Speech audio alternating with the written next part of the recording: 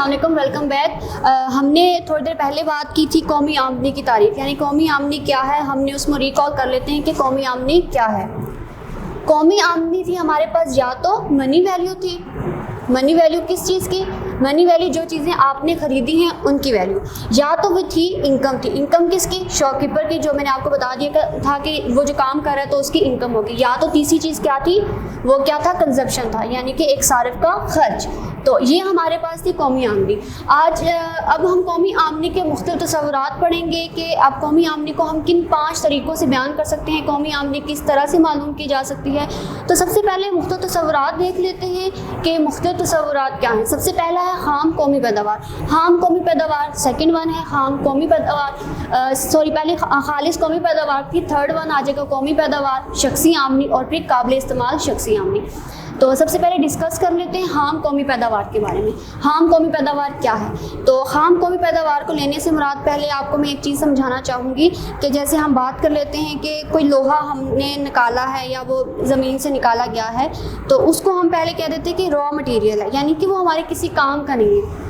काम का कैसे नहीं है कि अब वो लोहे पे डिफरेंट जो लगे होंगे, मज़ीद जो चीज़ें लगी होंगी, मिट्टी लगी होगी या कुछ ऑयल लगा होगा, हम उसको साफ़ करते हैं, बिल्कुल साफ़ करते हैं। कुछ चीज़ें उसमें से निकाल दी जाती हैं, कॉपर के ज़रात निकाल दिए जाएंगे, हो सकता है कोई और उसमें पाई जाती हो, ज़रात पाई जाती हो, वो निकाले जाएंगे।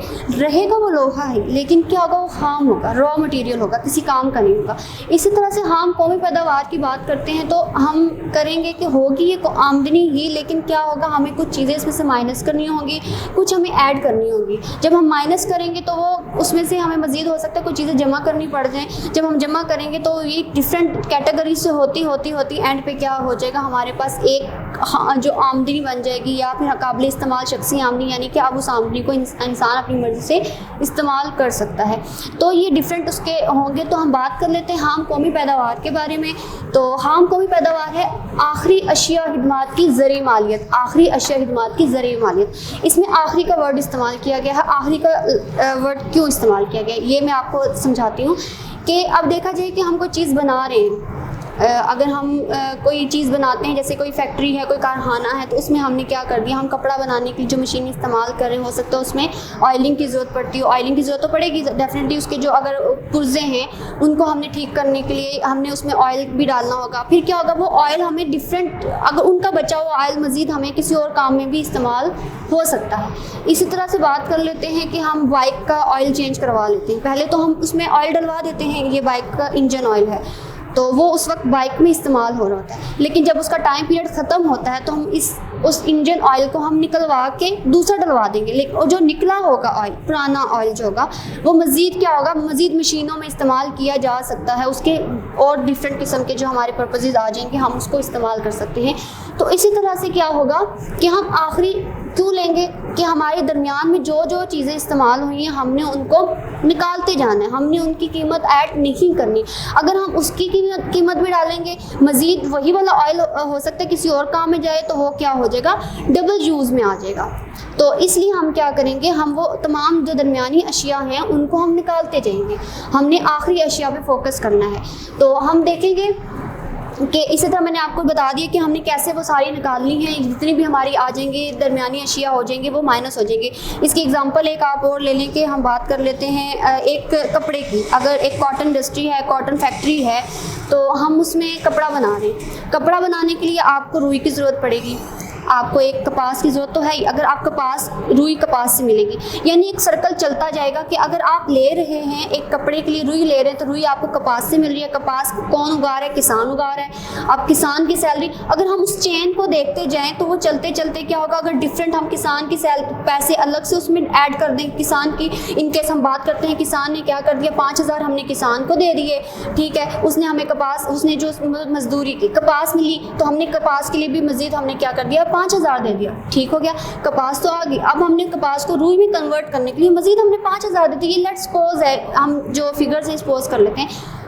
वो रुई हम मज़ीद फैक्ट्री के लिए गई, कपड़े के लिए गई। जब कपड़े में इस्तेमाल हुई तो कपड़े के लिए मज़ीद क्या हो गया? 5,000 हो गया और, ठीक है। तो ये कितना हो गया? ये टोटल हम कर लेते 20,000 है। हमारे पास एक अमाउंट आ गई 20,000 की।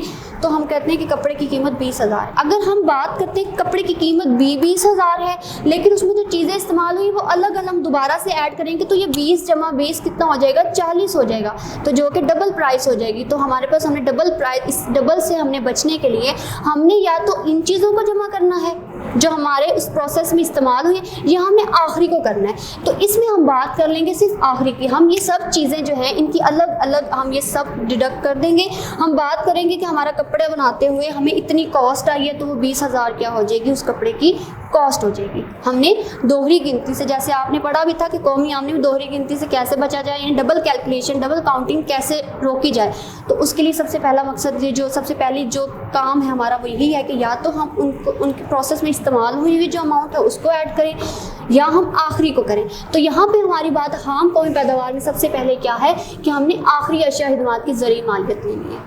अब हमने एक और चीज़ भी है कि हाम कौमी पैदावार मालूम करने के लिए कुछ अखराजात हैं जो हमें निकालने होंगे। कि हम सबसे पहले हाम कौमी पैदावार मालूम करने के लिए हम शख्सी सरफी अखराजात निकालेंगे।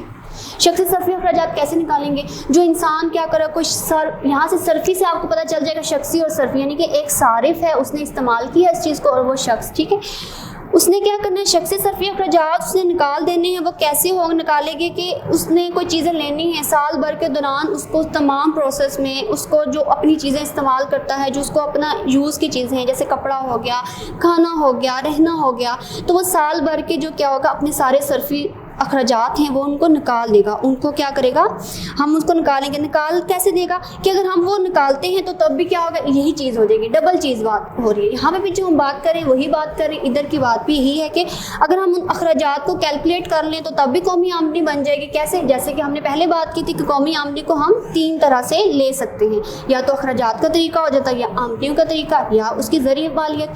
तो ज़रिए मालियत को तो हमने बता दिया, लेकिन शख्सी सरफी अखराजात कैसे कि या हम अखराजात को जो है उनको जमा कर देंगे तब भी क्या आ जाएगी, खाम कौमी पैदावार आ जाएगी। उसके बाद एक और तरह के अखराजात होते हैं खाम मुल्की निजी सरमायाकारी की बात कर लेते हैं। खाम मुल्की निजी सरमायाकारी कैसे हो जाएगी, ये भी रॉ की बात हो रही है, ठीक है। और निजी से मुराद क्या है, प्राइवेट सेक्टर है। अगर मुल्क में एक प्राइवेट सेक्टर है जो काम कर रहा है डिफरेंट किस्म के, अब आपको पता है कंपनीज़ होती हैं जो प्राइवेट तरीके से काम कर रही होती हैं, उनको क्या होता है वो अपनी मर्ज़ी से उसमें नई चीज़ें ला भी सकती हैं, निकाल सकती हैं, यानी कि प्राइवेट सेक्टर उसमें गवर्नमेंट का इतना अमल दखल नहीं होता। तो उसमें अखराजात कैसे, सरमायाकारी के अखराजात कैसे निकलेंगे। अब एक फैक्ट्री है वो प्राइवेट है, या एक ऑफिस है वो प्राइवेट है, उसने क्या करना है कि उस पर जो अखराजात आते हैं, आप जो यूज़ कर रहे होते हैं चीज़ें वो आपने लेके आनी है, या इनोवेशंस हो जाती हैं, आप पहली वाली मशीनरी उठा के दूसरी रख देते हैं, तो ये भी क्या हो जाएगा, अखराजात हो जाएंगे, खर्चा आ जाएगा। तो हम इसको भी क्या कर देंगे, ये अखराजात भी अगर हम बात करते हैं निकाल दें तो हमारे पास खाम कौमी पैदावार मिल जाएगी। फिर उसके बाद अशिया खिदमात पर सरकारी अखराजात। अब सरकारी अखराजात से वही बात आ जाएगी कि यहाँ पे प्राइवेट सेक्टर था, यहाँ पब्लिक सेक्टर आ जाएगा, यानी गवर्नमेंट की बात हो जाएगी।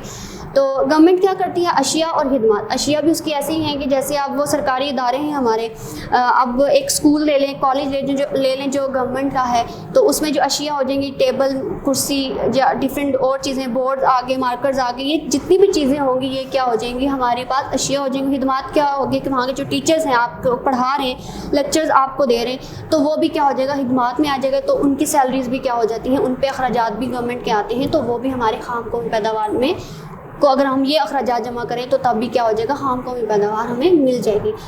फिर उसके बाद आ जाती है खाम मुल्की सरकारी सरमायाकारी। हाँ, मुल्की सरकारी सरमायाकारी कैसे हो जाती है कि एक हमारी जो गवर्नमेंट है वो क्या करती है, ना तो सिर्फ वो सरमायाकारी करती है बल्कि वो क्या करती है, अशिया सरमाया भी ख़रीदती है। अशिया सरमाया कैसे हो जाती हैं कि उसने क्या कर दिया कि डिफरेंट उसने इमारतें बना दी, कोई कारखाने लगा दिए, तो ये क्या होती है, पहले ये अशिया सरमाया होगी। हम उनको डायरेक्टली यूज़ भी नहीं कर रहे होते लेकिन हम उनको डिस्पोज भी नहीं कर रहे होते। वो कैसे कि जब हम एक इमारत लग गई, एक कारखाना लग गया है, तो वो कहीं अरसा तक चलेगा, वो कई साल तक काम करेगा, तो वो मज़ीद क्या होगा, हर साल हमारे लिए इनकम जनरेट करने का बाइस बनेगा।